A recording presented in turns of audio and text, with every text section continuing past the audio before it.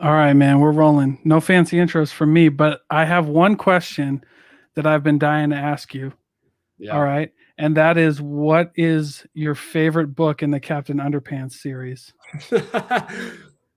um, Captain Underpants. Man, I'm spacing on the name, but I think it was the perilous plot of Doctor Poopy Pants or something like that. Oh, yeah, yeah, yeah, yeah. That's a That's great one. exactly what it was. Yeah, that one struck me so hard, man. It was so impactful. Oh, really? You got to tell me more because, first of all, I love Captain Underpants. I have every single one of them. Dude, that was the first book I ever read up until I was like 18 years old. So I can't give any Yeah. credit for anything. It was more of a joke originally because I hated reading more than anyone because I'm a big ADD like guy. I mean, just love to play, love to get outside, and reading was like the last thing I ever wanted to do. But now being an entrepreneur, it's like all I need to do. So it's just funny how it's come full circle. Yeah, absolutely. I feel the same way. I have a similar story. I grew up, thought I hated reading, picked up like a first self-help book, and then it was all downhill from there. And you mentioned, now you've been on a lot of podcasts, Mhm. and we'll kind of progress through this interview, but you said on one of the ones you were on, I believe it was the Real Business Owners, that you read 40 books in 40 days, and I have a couple questions about 40 that one. weeks. 40 40 weeks. weeks. Okay. Okay. Yeah, 40 40, 40 40 books days in though. Woo! No, thank you. I know. All right, fair enough. Yeah. I was like, dang, that's going to be impressive. But how 40 did you weeks. come up with the list? 40 books in 40 weeks. Didn't come up with a list preemptively, just kind of did it as I was going. I mean, I hadn't read any books really before then. So I just took suggestions. Why I was reading was I wanted to do high sales numbers in my business and then also be a leader of my business. So they were really focused on mindset, leadership, and sales. So those were kind of the themes. And I just picked up whatever books looked, I judged the book by its cover. If it looked good, I read it. I Yeah, read it. man. I don't think that's a bad idea at all. Not Judging at book all. by a cover, Great right? marketing. Yeah, absolutely, dude. And the headlines are great, man. Yeah. For like the titles and everything. What book did you read first?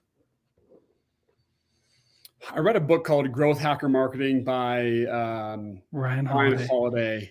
It was just a shorter book. I might have been Yeah. behind that week or something, but I really like him as an author a lot. So I read all of his books but one, and I just picked that one up first. But I've read, I think, 6 out of his 7 books, at least at the time. He has probably more now, but Mhm. I love Ryan Holiday, and those are some of the first ones. Yeah, I love Ryan Holiday too. The first, I think that was the one of the books that changed my life the most was The Obstacle is the Way. And I've seen you text about that to your group, and I've seen you pull a few quotes out of like the Daily Stoic and things like that. What draws you to Ryan Holiday? What made you pick him as one of your favorites? He's just a very talented author. So if you open one of his Yeah. books, you're going to finish it. But I actually, when I was in the Miami Dolphins, him and I actually got breakfast in Miami. I think this is circa 2017 or maybe 2016. Whoa. But he was just in town. This is before he got super big time. So he was Yeah. willing to pick up my call, and we got breakfast, just talked, and really hit it off. And he's been a distant buddy ever since. And he's gotten super big and popular, and rightfully so, because he is talented, man. I love his stuff. Yeah. Yeah. I mean his trilogy that he has that starts with Obstacles the Way is great, but I think the most underrated book that he wrote, well, it wasn't underrated because everybody loved it. It was like NPR #1, but was Conspiracy. Okay, yeah, And yeah. That's the one I have not read actually. okay, well, I you have not read yeah, that. that one blew my mind. It was an incredible story. But He's so th- good. yeah, but this is for you, brother. Now, what book do you recommend most? Now, you because as we talk later, as we go a little bit further in this, you have Anthem Pest Control, you've got Dapper Detailing that Mhm, you've got going on right now, mhm. and from what I've gathered, just doing my research, you mainly want to focus on what you're doing now, like being an entrepreneur and helping others succeed, right? Yeah. So when you lead your sales team, because you had an awesome football career, that's no doubt, but like you lead a sales team now, what book do you tell them to read? You get a new sales guy, they might not know what they're doing. What do you tell them to read? What do you tell them to do? Well, I think sales is 80 to 90% mindset. If you look at the guys that are doing high volume and are selling a lot of accounts and are doing a lot in revenue, they're the type of person they need to be to have those high numbers. So I would say mindset trumps everything. because before my first year in sales, after football, when I went out and sold with my business Anthem, I read 40 books in 40 weeks. I was, football trained, and that doesn't even, denote like you need high physical fitness to be a great salesperson. It was the mindset. I was playing football at the highest level and competing at the highest level. So I took the competition and knowing how to compete at the highest level and said, I'm going to take that high level of competition and move it into sales. So I think mindset, a history of competition, a history of mental strength, a history of hard work, finishing, that stuff speaks way more to your sales success than necessarily sales skills do. Now, you will fall short if you don't have any sales skills, right? Your EQ isn't very high, but that's what reading's for. That's what practice is for. That's what role playing is for. That's what that type of stuff is for. But the real winners are the people who have some substance to their life, and it translates to whatever field they're in. Yeah, absolutely. I mean, I've been in sales my entire career. One of the reasons I love following your Instagram and Twitter is like, because it is about mindset. Like sales is just about like confidence and knowing that you can show up. Because if you can teach somebody the skills, right? It's not really like knowing what to say. You can get better at that. But yeah, that confidence, man, that like mindset to like show up is really where it's at. And and so in your entrepreneurial journey, that's what you focus on. That's what you kind of do. And like I said, but I want to hear you tell the story. Like take us back to when, you're coming out of the NFL and you want to start these two businesses.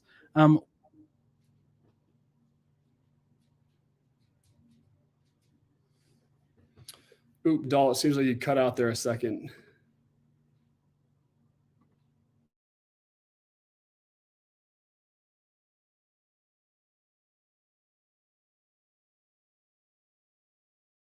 What made sales? Do I got you now? Yeah, man, absolutely. Where did I leave off?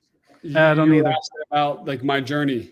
Oh, yeah. So I kind of want to go all the way back. So, you're coming out of the NFL, you're transitioning into being a full-time entrepreneur. What made you pick like pest control? What made you pick detailing? Was it something that you pushed into? Did you do that before? Tell us about that. Yeah, great question. So, a lot of the businesses that I've started have actually found me. So, especially in pest control, I was leaving the NFL, and I knew nothing about pest control specifically, but I had an appetite for leadership. I had an appetite for sales and marketing. I had an appetite for scaling a business. And my business partner had been in pest control at the time for like 15 years. So he knew the operations fulfillment side of the business. And I knew that I could learn talking to people quickly. I knew that I could learn leading people in this industry specifically because I, led football teams before. So it's just a translate. I knew I loved talking to people. So I knew that this industry, the door-to-door sales industry and pest control industry, you're able to scale quickly. Like, we had up to 150 sales reps this summer. And that's a lot of people to lead. And I love that. I love that challenge. It's a lot of people to teach sales to. And I love that challenge too. So it's very impactful for me. I love what it can do. I mean, we'll have guys that'll retire in their but before they're even 30 years old from our vehicle, which is pest control sales. And we have guys that are doing things they've never done before in their life. So all credit goes to them. They're fantastic salespeople, and we just get to stand on the sidelines and watch it. So I came from football. I knew I wanted to be an entrepreneur, and this kind of fell into my lap. And I said, look, I'm not going to say no to an opportunity. I'm going to say yes to most opportunities that I can that fit me good enough, right? Yeah. And they have to really fit me because I'm a big feel guy. So I'm going to say yes to opportunities that feel great, and then hard no to ones that don't feel right. And this one just felt right to me. So I'm glad I went with it. Yeah, I think pest control, and there's a lot of money in pest control too. So like, not only was it probably a good fit for you? Well, obviously it was a good fit for you, but I mean, like you said, they scale quickly. You can go right to where you need to be. You know what I mean? Really quickly. And you can do a lot for those salespeople. I have a really good buddy of mine who's in pest control as well. And they crush it, dude. Good for you guys. Yeah, it's awesome. We've had a fantastic time. And we're happy yet not satisfied. So we love where we're going, and we've had a fantastic time. Yeah. Now tell me about the detailing company. Tell me about how that came about. Yeah. So my business partner, one of my best friends ever, approached me with it, and it's similar models actually, but it's subscription based detailing in your driveway. So instead of going to a brick and mortar shop to get your car detailed for 2-3 hours, we do it in your driveway, and it's subscription based. So we don't do door to door, but we do a lot of SEO, Google search, Facebook ads, a lot of online marketing, and it's been fantastic for us. We love it. We love the brand that it's building, and we feel like here in Utah, we're one of the first mobile detailing companies out there, and we built a really cool brand that people love, and it's absolutely started to blow up. So we're riding that wave, and we're having fun with it. My main focus definitely is the one with more employees and more sales reps, because it just takes so much time. But that's doing fantastic, and my business partner is more talented than I am, so I love working with him. Yeah, that's great, man. And you have certainly done a great job with that mobile detailing. I mean, that's one of the first ways I heard about it. I saw it on Instagram, and then I was like, oh, wait a minute. This is what Mitch was talking about earlier, right? Yeah. On everything. But I think that's great, dude. And you've been on, so kind of going back to kind of the beginning, like you've been going on a lot of podcasts, you have your big text community. I heard your little segment on Lewis Howes, and I followed that whole trip because like Wim Hof is incredible. Yeah, man. That when I saw that you were in that, I mean, that was just a really cool experience. What was the biggest thing you learned from that trip? You went to Poland, and okay, I got a little bit ahead of myself because I want to go back to one of the things that I've learned from you, and it's this proximity is power. Mm-hmm. And you told a story about going to Poland. Did you pay for that trip yourself? Fortunately enough, that group's mission was to go and promote Wim Hof's message. As you know, it's impactful. Okay. Wim Hof's not a business guy. He's a guy that's he is created from the gods, the earth, and so many different things. Like, he is all the above, man. It's like when we flew out there, it was like going to meet Yoda or something. Like, this guy's he's extraterrestrial, right? So Lewis Howes had Wim on his podcast. Wim is so full of passion, and he's like, look, Lewis, you need to get a group of entrepreneurs, business people, influencers, bring your group of 13 of those buddies up to Poland, and let's get this message out there. And I had become friends with Lewis before then. So Lewis, kind of handpicked his 13 buddies, and I happened to be one of them. Now, like, I had the least amount of followers. I was like I was the youngest there, least amount of business experience at the time. So like I in a way I felt like a tag along, rightfully so. There's some big name people there and some really cool entrepreneurs. And here's why this trip was special. I know you already asked this question post rewind, but this is why this trip was so special, is because like there were some very wealthy people there. There was people with 1.5 million followers, right? There's people that have started $500 million businesses, right? Like there's a lot of talent in that room, and to watch it all go away for that week. What I mean by that is there was no cell service.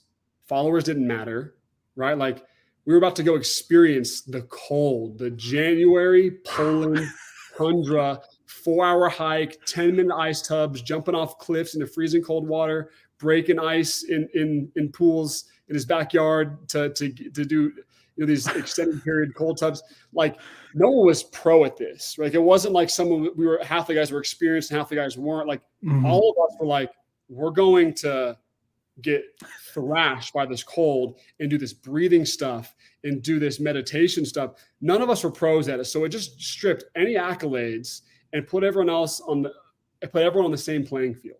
Mm-hmm. And that was what was special, because you get to see the raw inner human of every person that was there. No one was special. Everyone was just basic level cold tubbers, plungers, breathers, and basic level Wim Hofers, right? Yeah. So that's why it was so special to me. But then to see, Wim, gain an extra couple 100,000 followers from it, because his message is very healing. And to see what has come of that, and to see the lives that it's changed, and to even when I post about people getting, a cold tub, or when I post about cold tubs, people go buy their own, or people go do it for the first time. So I just feel honored to spread his message where I can. Yeah, absolutely. I mean, when I read his book and followed him, because I think I heard about him around the same time, like Lewis did his podcast and things like that. And I was like, this is really cool because, I mean, ice baths are like, we know about ice baths. I was never like a collegiate athlete, but when I was in high school and stuff, like I mean, you just went and did ice baths. It was very rare that like you ever, because that's like recovery. And so when I heard this message, I said to myself, that's crazy that there's more. I did the same thing, went and bought an ice bath and Yeah, like right. started doing cold plunges and cold therapy Yeah, because it's like it's really nice, man. It's really it's nice fantastic. for your It's fantastic, man. I body. think, yeah, it's getting healthy physically is one thing, but getting healthy mentally is another. And I think cold Yeah, tubbing does both. There's a lot more psychological benefits than physiological benefits. And yeah. that's why I do it, right? That's why it's not to relieve soreness. Yeah, that's cool and all, but it's really all the effects that you get from it, which are just fantastic. Yeah, I think the coolest thing that I heard once about the cold plunges was I had the opportunity to interview on the show Drew Manning. He's the Fit to Fat to Fit guy. Yeah, totally knows you. And Yeah, he actually he's one of our Dapper clients. oh really? Yeah, That's yeah, great. yeah. He's a Yeah, great man. guy. Yeah, and he was talking about like his fitness routine. So when he takes somebody down this like fitness path, he says, I asked him like, what do you tell people to do? And he's like, I tell them to take a cold shower in the morning because that's the hardest thing you can do. And if you do a really hard thing in the morning, then this weight loss or like all of these excuses that come up throughout the day get easier because you did the first Sure. hard thing in the morning. And I was like, holy crap, man. I Yeah, was like, it's fantastic, man. It's redefine hard, baby, right there in full effect. and that's exactly where I wanted to go next, man. I appreciate you saying that. So redefine hard. That's like your motto. That's all over your website. That's your branding. What do you need? What do you mean by that? What's the message behind that? That's just my personal life motto. I've put it on a T-shirt and a hat because a lot of people said they wanted one, so I made it for them. But it was Yeah. just my personal motto. I life came pretty easy to me growing up. Was always the star athlete. Always like one of the cooler guys in the high school. Like it just came easy, and same with college. It just came easy. But things got really hard when I was about 23, 24, 25. Actually, probably 24, 25, 26. With my mom passing away when I was young, at that age, getting cut for my fourth time from the NFL, trying to get married at this time, sort of family, like life got hard on me all of a sudden, and I didn't really feel prepared for it. Luckily, sports helped prepare me for it, but I didn't really prepare for signing up for hard, right? It kind of knocked on my door. And so I've kind of just dedicated my life to changing the perception of what hard means to me and making sure it's at the top 1% of those around me. That for leadership purposes, I feel like if you overreact as a leader, then you're not really a leader anymore, right? It makes me more stoic, to redefine hard. Doing really hard things allows me to perceive things differently. When other people are reacting and it's crushing them, if to me it's just another day, then I feel like I'm a better leader and I'm a lot happier and I see things more clearly. So I put my body through a physical toll, with different hard challenges, but then just constant body upkeep, just because I think there's a direct connect from body and mind. So redefine hard is doing hard things over and over and over to change your perception and your outlook on life.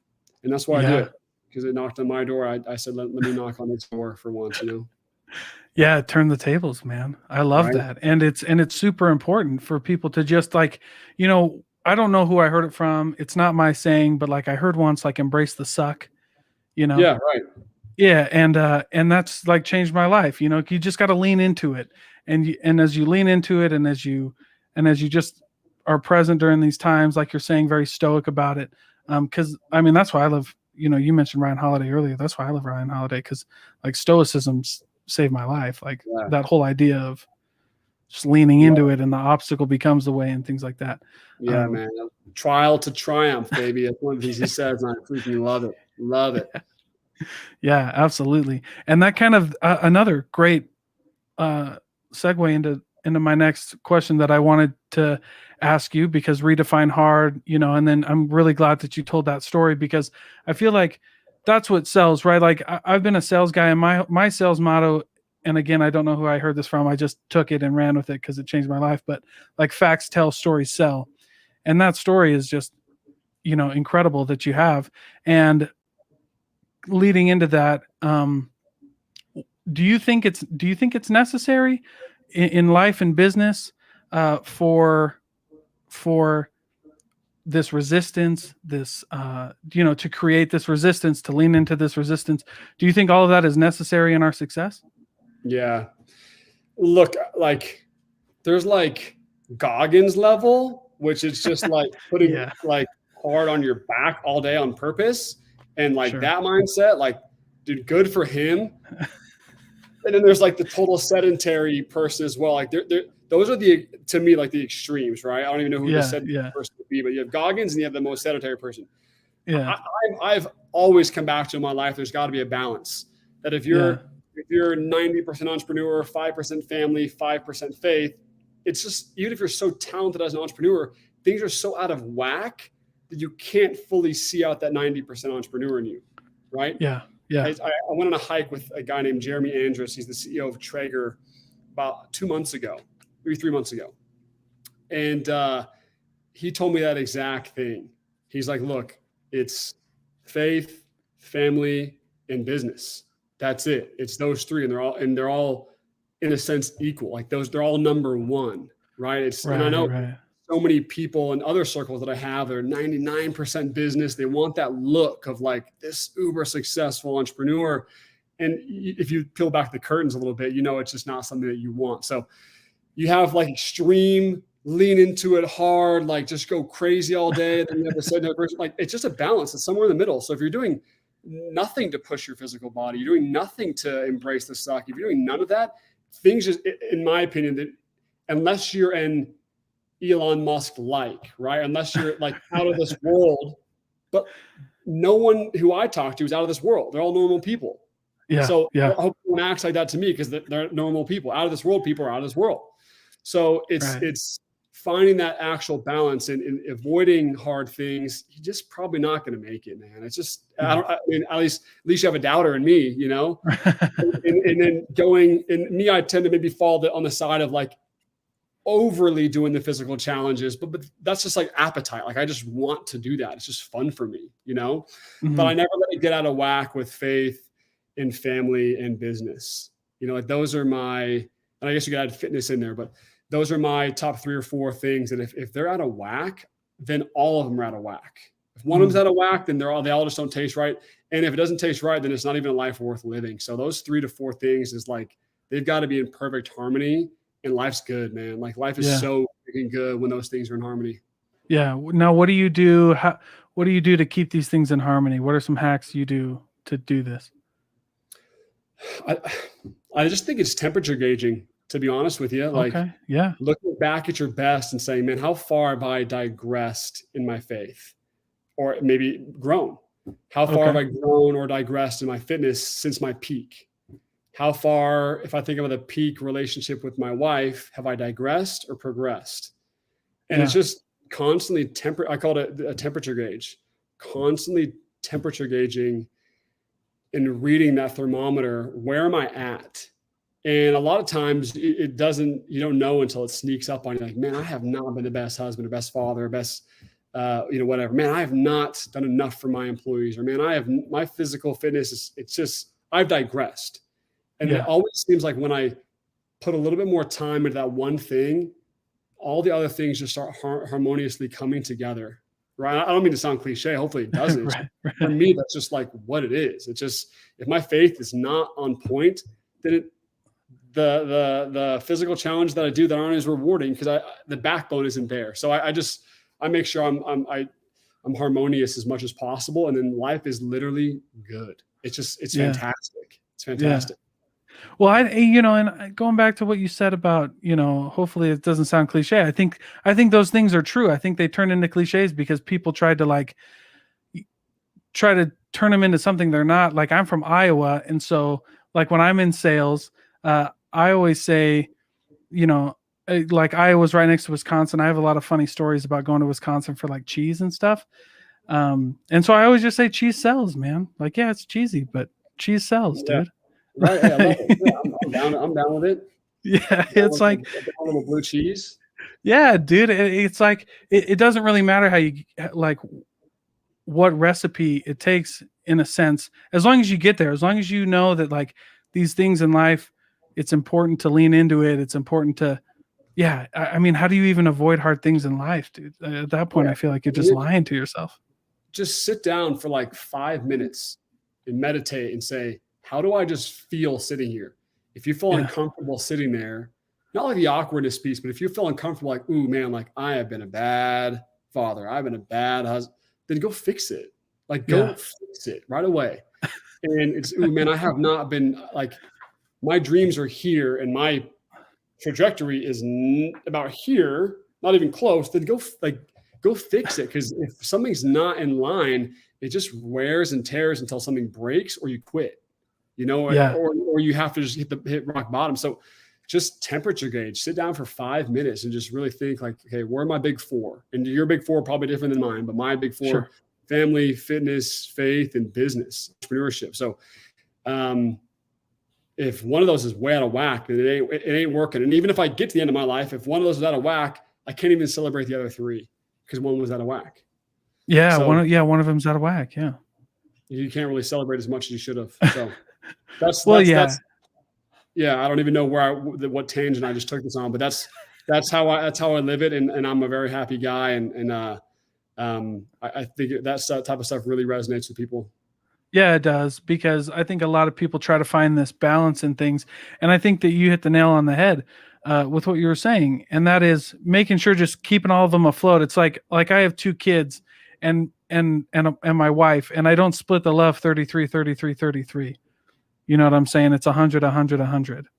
Mm-hmm. And that's the things in life. You go 100 and you know prioritize, and I guess you do a little bit of time management stuff like that, but it's 100, 100, 100. You know what I'm saying? 100%, man. I'm with that. I'm with it. Yeah, absolutely. Well, and you talk about your sales, and I'm sure you've had a life full of goals, and that's another question I wanted to ask you. How do you approach goal setting, and how do you approach life with goals? How do I approach goal setting? Um, well, I have. How do I approach goal setting? I have like my way that I have my goals written out. Like on my. If you open up my notes, the first one that's pinned at the top, it reads biggest goals I will accomplish in my life. One of those is sold a company for $1 billion before I was 50. One of those is America's fittest CEO. One of them is inspired 100 million people by the time I was 35. So like I have those written down and I read them all the time and they put a smile on my face. It's a Yeah, man. temperature gauge right there. To just have that right there in front of me all the time. So I've written down my goals. Those are the biggest goals I want to accomplish in my life. I need to repent and be better at doing daily goals, for sure. But I know what I want in life and I'm ruthless about it. Like I Mhm. knew I wanted to go play football in the NFL and no one was going to get in my way of going to do that. And so when I transferred over to the entrepreneurship world, I know what I want to do. I know what makes me feel enriched and feel fulfilled. And it's just not, I'm not going to stop until I get there. No matter how many failures are along the way, I know what I want so bad. And I've read it too many times on my phone. I've just read it too many times. It's just going to start yelling at me eventually. Yeah, Right. yeah, I'm just going to go do it. And the fact that it's there, that list has been there for years and I've hit some of them. The fact that it's there at all times, just talking to me and is in my subconscious. That's the best place I want to store it is in my subconscious. It's yeah, in there. So when I don't have my phone in front of my face, it's still in there somewhere. It's still talking to me. I don't know what's talking to me, yeah, but it's still talking to me. So that's how I approach it. And for me as an entrepreneur, I want to have a ton of impact, and I want to get better and better as I go. One of my mentors is Jesse Isler. I'm actually wearing his new running brand, by the way. all But right, right on. this was not a plug. I like the shirt. But he was telling me one time, he's like, look, you're gonna have fantastic ideas when you're in your 20s. You're going to have amazing, even better ideas when you're in your 30s. But some of your best ideas are going to come in your 40s, and your absolute best ideas are going to come in your 50s.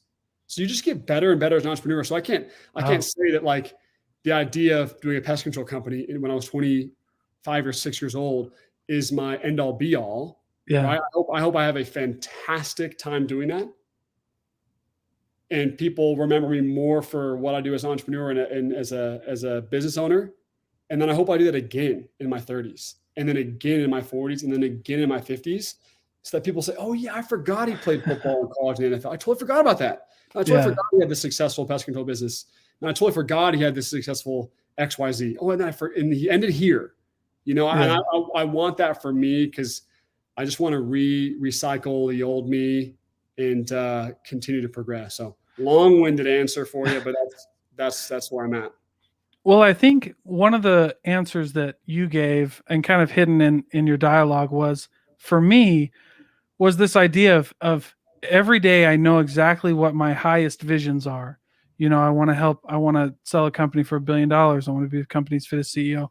You know, and these things, like, in my mind, that's like your ultimate vision. And then every day I know what I got to do. You know what I mean? Like, are my actions preparing me to be America's fittest CEO? Are my actions preparing me to sell a company for $1 billion? You know what I mean? Because it's real easy to tell. You know, like personally, I've never sold a company for $1 billion, right? But in my mind, if that was my goal, I'm thinking to myself, like, this isn't $1 billion action, right? Or this isn't America fittest CEO's action. Or billion dollar habits. Yeah. Right. Leadership habits. If you want to start $1 million company, it's really not that hard. Send me or you a DM. We'll figure it out. Like, you know what I mean? But like that's why it doesn't take that many great habits to be there. But you have to have billion dollar habits. You have to have a $1 billion family relationship. You have to have a $1 billion type faith, if you will. Like you have to feel that enriched, and then your self-esteem goes up to $1 billion rate. You're like, wait, I have $1 billion or billionaire self-esteem. I'm not saying this for myself. I'm just saying, sure. You have $1 billion habits, $1 billion family habits, $1 billion outlook and mission. Well, then now you have $1 billion or billionaire self-esteem. Well, then what's going to come? The product of all those things. Yeah. So, and it's fine if you don't want to be there. If you want to have $1 billion whatever else, you want to be $1 billion coach, if you will. Well, then go have $1 billion habits in that, right? Go have best of all time habits there, and then what will spit out, if you're patient enough, will be exactly what you wanted. Yeah, absolutely, and that's true for everybody. And I'm sure you say that to your sales guys. Like your sales guys have to think like $1,000 or 1,000 account salespeople. Right? Isn't that the big one in pest control? 1,000 accounts. It is. Yeah, it's a big one. Yeah. But yeah, you can't. I mean, yeah, you can't walk around. You know, you can't skip that door. You can't skip that role play. You know, 100%, man. If you want to be that, you got to do that. You know, devil's in the details, I guess, man. But I wanted to kind of go into that as well. Of your what's some of the best advice that you've ever received?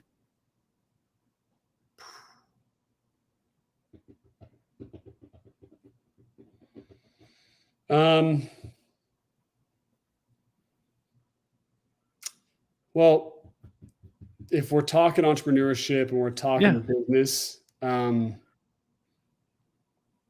a couple, but the biggest one is, it's one that probably everyone's heard, is if your business doesn't involve or its mission is not to have real impact on other people, you're going to get burnt out, and it's just not worth doing. So if I have an idea, I gut check it with, is it going to impact a lot of people? Is it going to change people's lives? Is it going to make people's lives better? It could be totally I've had some business ideas that I feel like were totally disruptive and it could make me a lot of money. But I gut check it and I say, it's not going to impact that many people. It just seems like a money grab, and I'm not up for that. I don't want to do it, because I'm going to end up just not wanting to do it a year or two down the road anyways, knowing that there's no impact on the other side of it. And that's just a personal appetite, you know? So if it doesn't benefit a lot of other people's lives, then don't do it. That's why that one stuck to me, because that's really big for me, is I want to impact hundreds of millions of people. with my businesses and my outreach. So that's important for me. But another big one that I think is just more common level is perception is reality. So there's two ways to think of that. Yeah. How people think of you. If 90% of people think that you're a jerk, even though you're not, well, perception is reality. Everyone thinks that you're a jerk for whatever reason, and no one wants to network with you. No one hits you up when they have a good business idea because they just think you're that way, right? So self-analyze, temperature gauge, and then your self-perception is your reality. So if you perceive yourself as not good enough, you perceive yourself as not worthy, or, oh, that big company's stuff, that's for other people. For me, though, I'm lower level. Like, well, then that perception of yourself is now your reality. You will not make it that high level. You'll just be a mid to lower level person because your own perception is screwing you. It's hurting you. Yeah. So your self-perception is so big. Like, you should think in your own mind that you're the absolute GOAT. You should just never say it out loud, right? Like, you think Tom Brady just like landed on like GOAT status? No way. That guy has the coolest mind. He's thought he's the best of all time since he was 18 years old, right? It's totally okay to think like that. All you're doing is raising your self-esteem ceiling, raising your confidence ceiling, and raising, most importantly, your self-perception ceiling. And then if you have the highest ceiling, well, the best of all time can fit under that ceiling, under that umbrella. But if you have this really low self-esteem, you're not going to go be a great entrepreneur because your job is to pass confidence to other people. If you think that you're only good enough to start a small business, well, then that's all you'll ever do, right? And that's totally fine. That's all you want to do. Sure. But if you're someone who really is going big and wants to go big and has that appetite, you've got to fool yourself into thinking that you're great. One way to do that is by doing hard things. Another way is by manipulating your body. Like, love what you see in the mirror, at least love the progress, love who you are now compared to who you used to be. And you start saying, oh my gosh, like, I just built up some momentum. I lost 20 pounds down to 15% body fat. And oh my gosh, I feel good, baby. And then stack on 3 or 4 books that month. Then watch how you feel. Now you got some serious momentum. Then you go take your favorite entrepreneur out to lunch or interview him on a podcast. Now you're like, oh my gosh, I am feeling good. And then rinse, wash, and repeat. And all of a sudden you have this self-esteem level that you did not have 6 months ago. And now your ideas get bigger, they get better, your businesses get better. And now you can actually fit a good life resume underneath that. Yeah, absolutely. A few things you said resonated with me. One of the ones that I loved you said was like, take those entrepreneurs, take those people and create a space for them. I put this out on Twitter the other day, actually, because I was listening to your podcast about proximity is power. And I was like, dude, that's so true. And people who are successful like you and a few other people I've been blessed to interview, like, really create spaces for other successful people like that to want to be there with them, right? So like taking somebody out to lunch, going on hikes, podcasts, video blogs, whatever, right? How has that been important for you? Like, I know that you said, I mean, you told a few stories here, but like, dude, how do you come up with this stuff? So I have a crazy story for you. It's not crazy. It makes me look terrible, but I'll share it. Okay, all right. Kind of. If my grandma hears this, my dad hears this, and my mom will hear this, she'll be rolling over in her grave. So like when I was at BYU, like my junior and senior year, I don't remember going to class ever. Like I don't even remember doing it. Like I didn't. Like it was football because the ball stops rolling for everyone. So I'm like, well, I'm young. I'm going to play football and I'm just going to stay eligible. And plus I was in like a major that like, is for like personal trainers and, yoga teachers and whatever. So I'm like, I'm not even focusing on this. So I don't really go to class ever, really, as little as possible to like sometimes not at all. And what my class instead, though, what I do remember is taking, I guess he paid for, but Jeremy Andrus out to lunch and hanging out with him for a lunchtime. Like that 1 hour with him at lunch taught me more than my junior and senior year of college, right? He's the CEO of Traeger Grill. Yeah, yeah. Going and hanging out and playing golf in the middle of school with the founder of Built Bar, Nick Greer, right? Oh, going and sitting down with Rich Wood, who's the CEO of New Skin. Like that was my class. So like that was my schoolwork. That Yeah. that was my homework, was hanging out with those guys. Yeah. And it just so happens that I still have a good connection with them to this day. And when I'm with them, I'm not schmoozing. I'm not like brown nosing. Like those are my boys now. Those are my guys. And I'm there to make authentic friendships and relationships and see where that can go. And that was my schooling. That was my time at BYU, was having lunches with entrepreneurs that I wanted to be like, and Yeah, man. that led to a lot of good, So I'm glad it was that path. Yeah. Old school people would disagree, but hey, it's worked out. Well, It's been good. well, I mean, yeah, I understand older, the older generation, or some people might not like that, but man, that's the only way to do it now. It's like Yeah. there's you know what I mean? It's like it's really not what you know, it's who you know. And Your that's just your what I network think. is your net worth and all that. But even like on a deeper level than that, like I went Okay. golfing 5 days ago with the CEO, founder of Built Bar. Everyone's probably, you've had a Built Bar before, right? Yeah, oh yeah. Oh yeah. Excuse me, super tasty, fantastic brand. What they did for BYU and putting Killer. the walk-ons on scholarship. I mean, they're just incredible. And I went to play golf with their CEO probably 5 days ago. Yeah. And just seeing him, hanging out with him, talking to him, you quickly realize that it's a normal guy who has a lot of self-confidence and a lot of self-belief. He walks like me, he talks like me, like golf similar. Like they're not, it's not like you're hanging out with someone extraterrestrial, right? It's Right, not right. that. They're a normal guy, but they tick differently. They think differently. They think bigger. They think impactfully. Like the best marketing they ever did was blessing the walk-ons at BYU with a scholarship. That's marketing. That's impact. And that's why it's $1 billion brand after 2 years. Yeah, You just quickly realize, like, wait a minute, dude, I'm eating the same sandwich this guy's eating at lunch.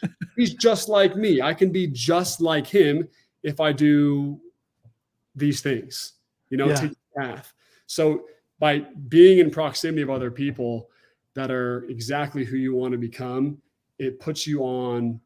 It's like when you're playing Mario Kart and you drive over those like little triangles and they just it's exactly what it's like. Like swerve away from it. For me, it was swerving away from class to learn about like biology, swerving out of the way of that banana and hitting that accelerator, which was those entrepreneurs that I could have lunch with and pick their brain. Those are my accelerators for my path in life. So I did it and it worked out. Yeah, man. Well, and it should. I mean, as it should for a lot of people. Like you can create spaces where those people want to hang out with you. Like he likes to golf, he likes this hike, he likes this. Like you just got to create these opportunities. And I think that you hit it on the head with just being like not coming into that relationship like wanting anything, right? Because everybody can smell BS.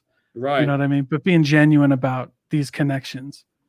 100%, man. That's it. Being genuine. Like when people just hit me up and they're like on a DM, I'm like, hey man, when I'm in town, let's get lunch. And you're like, wait a minute. Like, I have no idea who you are. I honestly don't want to get lunch because I don't even know who you are. You could be the coolest guy ever, but your approach was just off. You know what I'm saying? Like, the way I connected with Lewis Howes was him and I had a crazy similar story.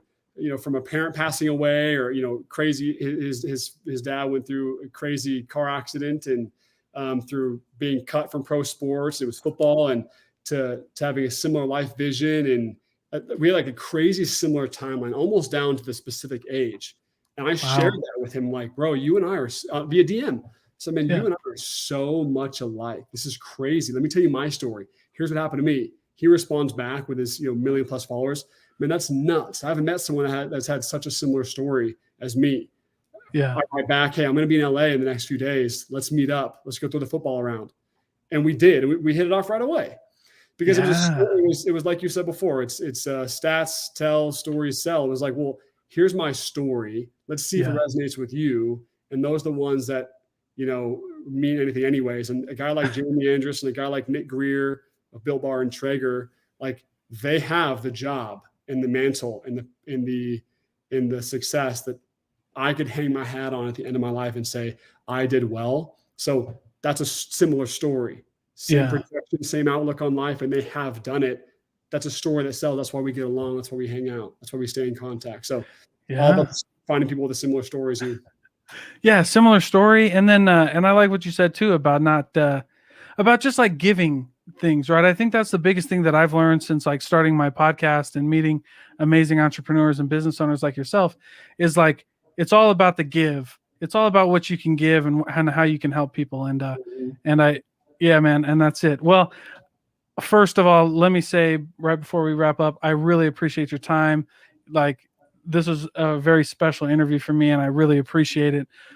Before we go, though, I'd love for you to tell the audience where they can find you, if they want to get any of your services, how they can do all that. Just give yourself the plug, man. Yeah, so I have a text platform, almost 900 people in it, where I send out 2 to 3 messages a week of uplifting stuff. Are you in there, DJ? Yes. Oh, heck yeah, man. Better be. You just text me anything. Say whatever you want. 971-204-8268. 971-204-8268. I feel like I'm on a radio commercial. You can find me at Mitch Mathews 10 on Instagram, all socials. By the way, my name at the top, it's Mathews with 1 T. So it's Mitch. Oh, Mathews, 1 T. Okay. Mitch Mathews 10 on Instagram, and find me on Facebook, whatever, Twitter. But it's Mitch Mathews 10, and then text me for my text platform.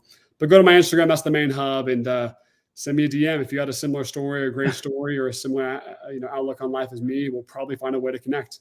All right, dude. Well, I really appreciate it. I'll get that. I'll put that in the description when this airs, and I really appreciate your time. Thank you so much. Hey, DJ, thanks so much, man. Good to meet you, bro. We'll talk soon. Yes. Yes.